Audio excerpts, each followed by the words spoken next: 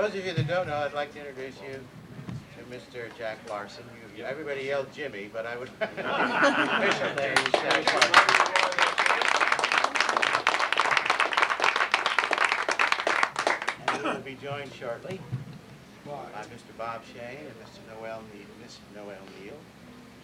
And then we'll get started. It is live. For those of you who've never been here, it's a live show. And this is the quietest crowd I've ever seen. Noel, come on in.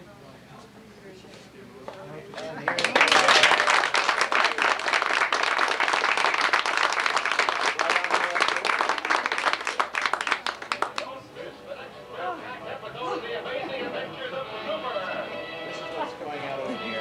Showing the man of steel as he wages war against the forces of evil. Thrilling adventure and intense excitement. Challenging action, spine-tingling mystery. Bob will be right in here. You'll find them all in the next startling Fields? episode of the adventures Bob will of sit right Superman. on that outside and run into Bob. There's action. Adventure. And you're all, let me hide this wire. Mystery. In the adventures of Superman, presented by Is this a real one, isn't it? That's right. They're all real costumes. Okay.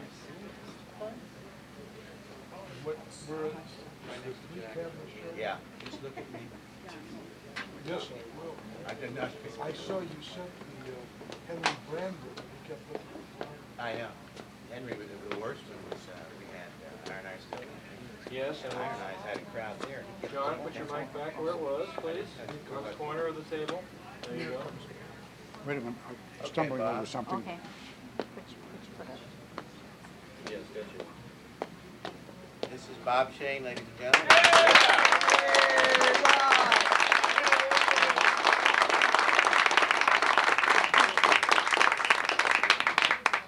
Thank you all very much. Where do you hang out now? Where's Jack? I'm right here, too. This is the couch is going to be just coming down. Almost there. Yeah. Well, just to your left Kind of a little low bit, couch. and then you see. My legs are hitting the couch. Okay, Can I sit? Yes, you can. Oh. Well, there it is. They're going to put a lot of their mic on you, Bob. Put the mic right on your lapel right there. No, I don't think it'll bite. You get your wire out of your way. Want to wave your fist at Mr. Craig, you won't run into the wire. Okay. Mr. Craig interviewing me. Mr. Craig, Yes. on your left over there. I'm John. 15 seconds, Mr. Craig. How much time? 15 seconds. Titles? We planned this. This is titles, John. Noel is to. Are we doing applause?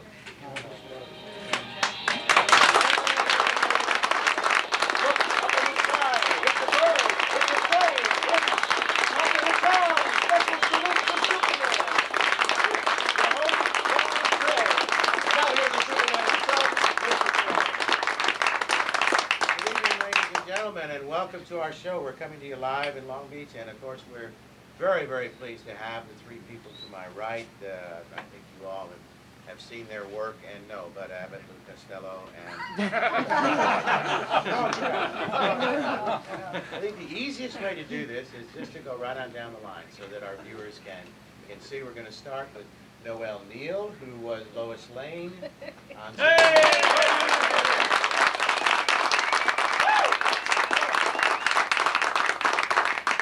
Larson, who was Jimmy Olsen, and of course we're missing the bow tie. I don't know why.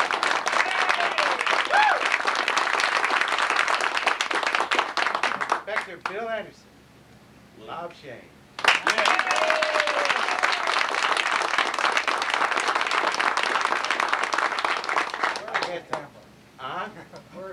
Where's the camera? They're all over. We have millions of cameras. There's three cameras, Bill. I'm going to call him Bill from now on instead of Bob. And that's the problem I guess all of us had. This thing started out in the early 50s. The easiest way, Noel, is you were in these first serials that were done. Am I correct? With Kurt Allen. And what's the matter? There's something special. Some names we don't mention. But you There'll just be did. another one coming up soon that I'll You'll say. scream at that one, too? Yes, We'll I keep will. all of them I in. will, I will, I will. 1948 to 50, that Right. basically was the serial. Right. Now, you were a young ingenue actress that had just a little flump that had A come mere in. tot. And he was done, I've got the names of the movies here, and these our parents? Do you remember them? Right. And here comes the waves, and we're Right. showing some of them now. And Are You With It? That was Donald O'Connor. Right, So you were with right. Bing Crosby, and Here Come the Waves.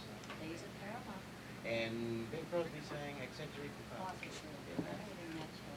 Did you have a lot of fun when you were just starting out? Did you know Yes. these were big stars, or was it just a... Yes, because I was under contract with Paramount Lot, like Jack was at Warner Brothers, and these were, as you say, the big stars.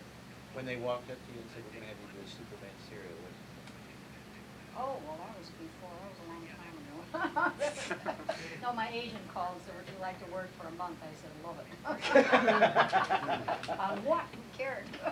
So you did that from 48 to 50? 48, and then 50, they were successful as far as selling them. So we did another 15 chapters in 1950. They did the television show, and Phyllis Coates was in it. There was this other lady that was... That was it. That was the other lady that... So we won't mention them any again. Thank you. The first 26 episodes, Right. she was in that show, and then of course you joined. Okay. And Jack, you were doing a little bit of everything. You were a young guy. You were about what, about 20 years He old? still right? is. Still young. Still young. A little bit younger than that even, because I'd been under contract to Warner Brothers, you know, what was it, Paramount. You were at Warner's, weren't you? Yes, I was. Yes. But now, you, to get this particular part, did your agent do something similar to you? There's something coming up tonight with this TV show? No, well, you know, it was the Tell me beginning the of story. television. What, That's you funny. know, my story The is real I story. didn't want to do it, but I didn't, I had the theater bug. I'd been dropped by Warner Brothers. Everybody was dropped by Warner Brothers. And Betty Paramount's Davis, right. Humphrey Bogart, they didn't want anybody under contract. With the rise of television, Milton Berle, live television, and I was offered another stock contract at Fox, but I didn't want it. I had toured a play called The Great Man with Albert Decker and Dolores Costello, and I had the theater bug and I wanted to do it. And so when I was offered the Superman show, I played L.A. and they wanted me to part. In 51, I thought, gee, you know, nobody done television, live television had done, but not film. We did it the same year as Lucy. And so I didn't really want to do it, but my agent and the casting man, Harold Child, said, you're crazy. You don't want another stock contract, you don't want this, you want to get to there. Here's 6 months' work, take the money and run. So I did Jimmy in 1951, had the great pleasure of working with Robt Shayne and George Reeves and wonderful John Hamilton also. And went back to New York, where there was a lot of live television, theater, I thought. And then the show went on the air in 52. And, So there was a almost a two-year hiatus from the there time was, you shot it? there was a 2-year hiatus. In the can, as they say? They had told me that maybe no one would ever see this show. I wouldn't know what that was. That's the great level. They said, nobody, we don't know what film television is. No one may ever see it. So, and I thought no one would see it. It was 53. I was doing live television, and suddenly the show went on, and I became Jimmy Olsen. Came in forever, just about, right? And I'm still Jimmy Olsen. Well, the other gentleman your to tombstone. the far right, Robt Shayne, has been in so many shows, in Broadway in the 30s. And there was one movie I have to have you tell me about. You were in a movie called Neanderthal Man. That's right. Tell me about that. I don't brag about that. We've all done those. You were also Wednesday's Child in the 30s, in 1940. Mr. Skeffington, which was Betty Davis, that you were in as well. Wednesday's Child was RKO, and Keep 'em Rolling was the film before that. Keep 'em Rolling was a military picture at Fort Myers, Virginia. And I was on the stage in New York at the time, and I came down to do that job. It's the first real legitimate film I ever made. You made two that are my favorites so far. You made The Incredible Shrieking Man, Incredible what? The Incredible Shrinking Man, according to some of our Should I sources. remember that one? Do you remember that one? Should I? Should you? I love it. It's coming back again. All of those things are, there's a whole generation of kids who are reliving all these things. Here, And there's a whole new generation of kids watching Superman. that's right. It's on Nickelodeon, on cable, and so everything's wonderful. We've got to call it. This is a live show, so we get to do that. And if, let's see, they'll wave at a camera where you'll be talking directly to this person. Hi, Chuck. How are you? Good, how are you? Do you have a question and who for? Yeah, I do. I have a question for all three, or any one of the three can go ahead and answer if they'd like. All right. What do they think of the recent findings that it is possible George Reeves did commit suicide, based upon what they know about George Reeves? I'll tell you what, we've got a gentleman coming on the show that is putting together the George Reeves and Friends International campaign, talking about a new museum that is going to be put together in Metropolis, Illinois, and he'll be better to direct, I think, that question to at that time. Would you agree? Okay. All right. Can I and ask a second favorite question? Sure, you got Okay. it. What is each of their favorite show, episode, I should say, of the series? I know they broke each one down into a caption or a title, and I realize that it's tough for all three of them to give their favorite, but yeah, they can say the favorite of their favorites. Oh, you We all got it, know. deal. Thank you, Chuck, I know, very Thank much. you. I know Jack's, he knows mine. What was it? I forgot the name. Oh, The Wedding of Superman. The Wedding of Superman. Only because I was in it more than the rest. Bob, what was yours? Well, my favorite one was, well, I had a son. No, that's not my favorite. My favorite is one where I played the French inspector. And you had to do the accent and Everything. That was my favorite. Yes, I remember you were playing an inspector. We were supposed to shoot some shows in Paris. That's right. And then we shot them on the lot. That's one a little different. And your favorite? Well, Yes, I of like course, tell him. Jimmy Olsen's semi-private eye, because I got to imitate Humphrey Bogart. And I had great fun doing it. That's one of the things we wanted to talk about. Were you given any creativity? In other words, when you got the script, this thing, explain, why don't you explain, if you can, the tightness of the shooting schedule for this thing? We did 26 and 13 weeks, 2 a week. You did 2 a week, and so you would get the script, and there it would be. Fast. Very bad. Fast. That explains some of the fantastic costumes that you had to wear, Jimmy, especially, or jacket. What? I wore a bow tie and a sweater. They let me, I got to be very creative as long as I got it on the first take. I would always do bits and pieces. They let me do anything I wanted, but they'd say, you've got one take to do it, and then can that bit of business. But basically, I could get it on the first take, and I like to do comedy bits. So it was, for me, very adventurous. I've been, like at Warner Brothers, you didn't get a chance to do anything except what they told you to do, and Yeah, there's a shot. I get with the wonderful Elizabeth Patterson. Yeah, that was where Jimmy was a millionaire. Well, she gave him the money. Didn't we? Yeah, being rescued by Superman. But that was one of the great thrills, I think, Bob would agree, and Noel, when I saw Elizabeth Patterson. We had the very best character actors always on the show. Not only was the gang first Were grade. you there before I was there on the contract or after? I was on the contract in 1948. Oh, you were there after I was there. Afterwards, yeah. 48. When you say that, it was very interesting that, Bob, you had come out of theater and out of movies, and now you're in this newfangled thing called television. What were your first thoughts? What was my what? Your first thoughts when you had to do a television show? I mean, did you think it was kind of crazy, this thing? Praise God, I got a job. An honest actor, that's right. Did it, I guess all of you, when you looked at it, here you were theater and very serious with theater and some of the great shows that Well, Bob was serious. Bob was in too, in serious theater and in the movies. And here you are coming out of some of Off the the beach. musicals, off the beach. Was it so crazy? Did people that you talked to, other than your agents, who I know wanted you to work, but did some of the people you talked to, did they say that will never get on the air? That is the craziest thing. Bob, what did you? I was never told that, never heard that. In fact, if I heard it, I said, lead me to it. Well, no one knew what film television was. You were the enemy of the television at that time, of the motion picture studios. They stood against television, which was the threat. And so it was a little bit daring in the sense to do it, because you then weren't going to work for a major studio. At that time, they later changed their mind and got into television. But no one knew what it was, and no one knew how to do it. Our first contracts were all old studio contracts, only 20 weeks, 26 weeks instead of 52. You got paid 20 weeks out of 26. Like in the old stock companies, you got paid 40 weeks out of 52. And that was everybody. Lana Turner, Clark Gable, you got 12 weeks layoff. We had 6 weeks. Crazy. We had about a year and a half layoff. Was it a crazy thing? This thing where a man flies through the air? You know, you had done the series. Yes. So you knew, did you think it was going to take off No, and be that no. good on television?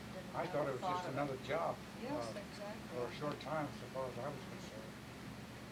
I was taken over to Bob Maxwell, who was the producer by my agent, Sam Armstrong, as long as he memory good. And I walked into the office and he took one look at me and he said, will you gray your hair? I said, of course I'll gray my hair. He says, you got the job. That's all it was. What we're going to be doing tonight, and of course we are live, and we invite your phone calls if you have some questions. We're going to be chatting some more about some of the maybe embarrassing moments or some of the things that were fond memories of some of the cast and the shooting. We're also going to be showing some clips that have probably never been seen before on television or anywhere, and we're very thankful. We'll look into who that gentleman is in a little bit. But it is going to be fun. So we invite you to share that time with us. We'll be back in just a moment. Take some more of your questions and talk to more to this triumphant, fearsome.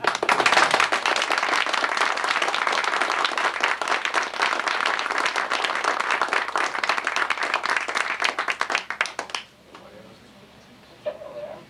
This is George Reeves, your candid reporter for Kellogg's. You know, the greatest name in cereal.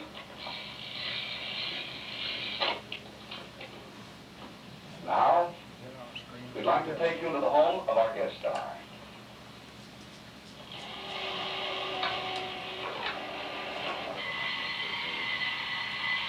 Oh, that's me. Well, perhaps you know me better as Superman or Clark Kent, who's probably taking these pictures.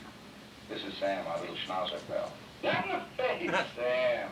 Just reminding us time to get up and go to breakfast.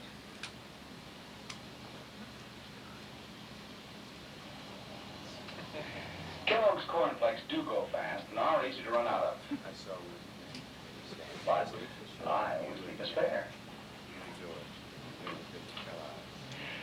I do like a heaping bowl of Kellogg's cornflakes to start my day. And you know, they're my favorite. Kellogg's cornflakes are packaged sunshine. I bet you some of these have never been seen. John? Where's John Gill? Have any of these ever been shown before? That was never shown to the public. It was made to promote Kellogg's and promote the series. It was filmed at George's own home by his own production company, but never aired to the public. Some of the other commercials we'll be showing shortly are the ones that Jack did for Kellogg's along with John Hamilton and George Reeves promoting Kellogg's cornflakes. In fact, I want to ask Jack, there's a clown character that says, eat Kellogg's cornflakes, they're great. Sounds like his voice. It's him. It's got to be him. It's your voice. It's great. I Great, thought that okay. today. I thought that today when I That piece saw of it. trivia cleared up. Yeah. And George did that first, and he wanted to do commercials. And we did that on spec to show Kellogg's that he could do commercials. This is fun. That was, I knew he did it. Yes, but I also did the voice of Tony the Tiger. Really? Originally for it.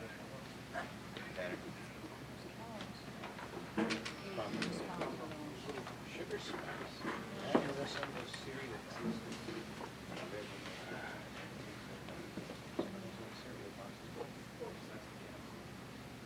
Cereal. 15 seconds, John. I didn't keep anything. Oh, no, but. Well, that's. You asked about my vote, so that's Sony. I want to, yeah.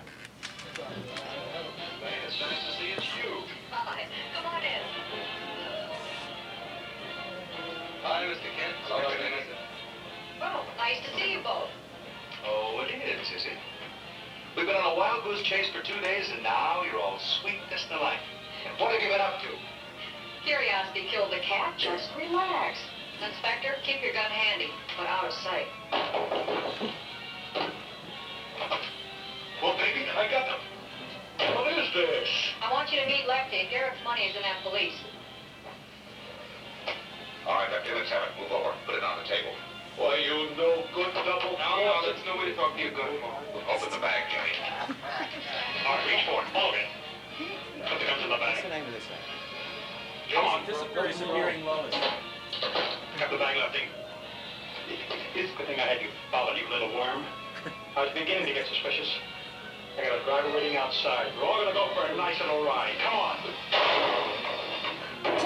You killed him!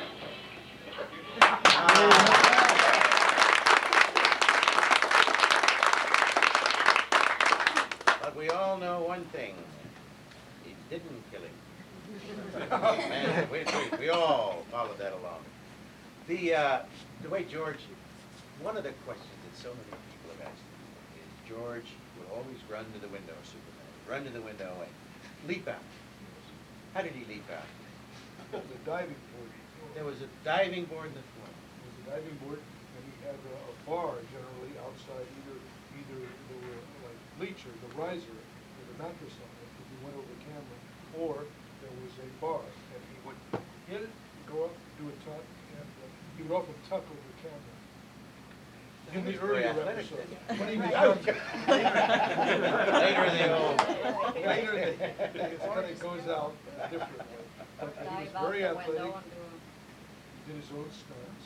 The thing that I guess we miss that we don't have are so, and it's so funny and so memorable are the fluffs, the outtakes. Oh. We put them on film. Do you have? Are there some? Are there some? Not to my, there were a lot of, them, but I don't know Well, where. I can't see Bob missing a line at all. Bob, you never missed a line when you did Superman, did you? Oh, don't praise me that much.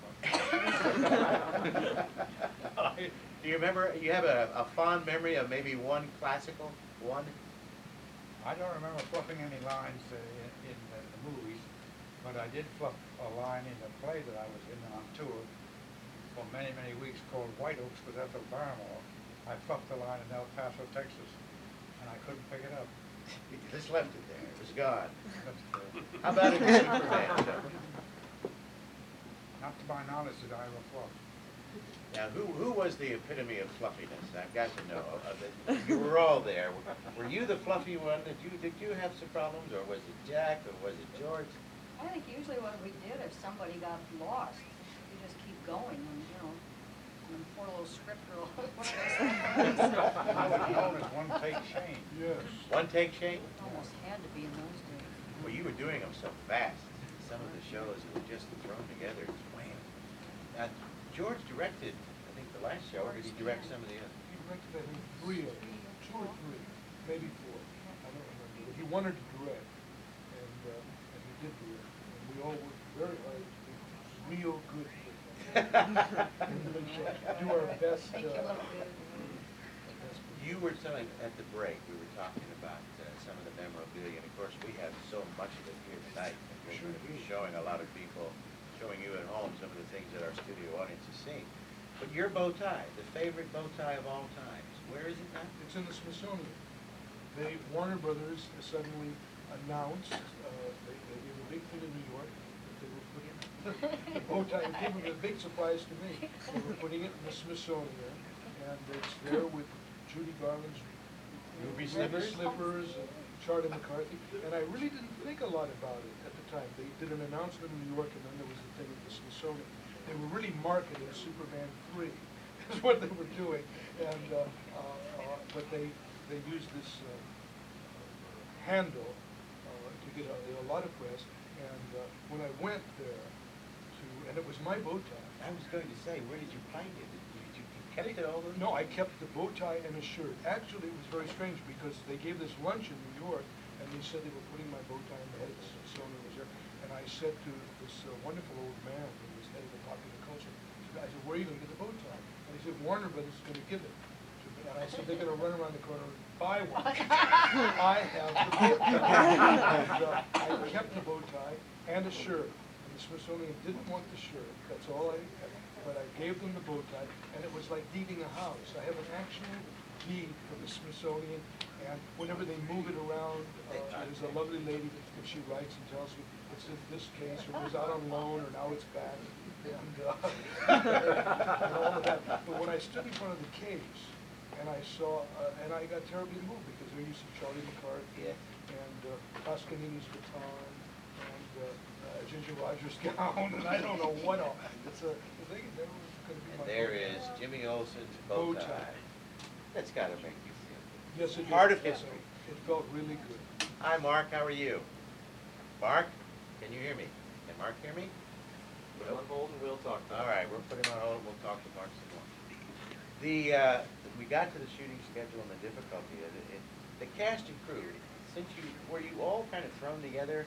Had you known each other prior to No. the Superman series? Bob, did you know these two rascals here? No, I didn't know Jack or Noel until I started to work with you.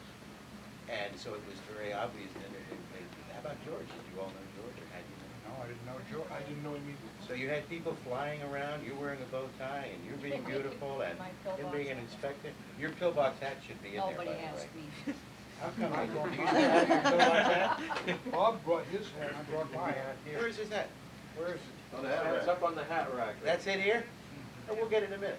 Can you shoot it up there? We're gonna take a look at the, there it is. There it is. There it is, the one on the left. That's his original hat. Inspector Henderson. That's the one I wore when we went into color. First 26 was black and white. I wore a gray hat. Then you went into color and had to come out with this color. Yeah. When you went into color, what did it change as far as anything? Did you go to red hair? I've Me? seen I some, wasn't very good. but it looks like darker hair than black and white. Right, yeah. What, was it always red? Dark red.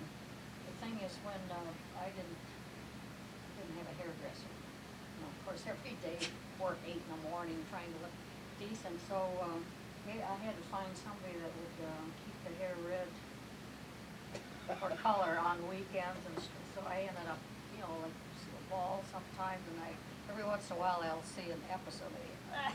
That'd be a different color of red, right? Mark, we got you now. Do you have a question? Hello, Mark? Mark is in a tunnel. Hello, Mark. Huh? No, Mark. Okay, Asked put him about on the hold Incredible then. Shrinking Man. Yeah, that's the Incredible Shrinking Man. He's already down in the bottom of the telephone. The show itself, of course, was ran for 4 years, or at least I have that 104 episodes, which is about 4 years, 26. 51. We were going to film again in 1959. You were? Yes. What happened? Well, of course, George died. passed. Now, you were also, both of you were in the movie Superman. Or were you? You were in I it. wasn't. Noel was. And a cameo, it says here, a cameo unfilled role.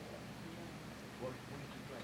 I played Lois Lane's mother, a little 9-year-old girl on a train scene. Did you love it? It was fun. That had to be it. Went up to Canada. I hadn't, worked for quite a while. And we just worked this little temple at the end. What was it like when you walked on the set? You're filming this show, you had so much to do with it, now it's been a while. Did people come up to you and respond, oh, I watched it, I saw it? You know, the younger people would, all of the people in the studio business have to be blasé about it. Oh, yes, everything. In fact, we have a guy on the phone right now that's very blasé. Well, Mark? talk to us. How are you, Mark? Just fine, sir. I had a question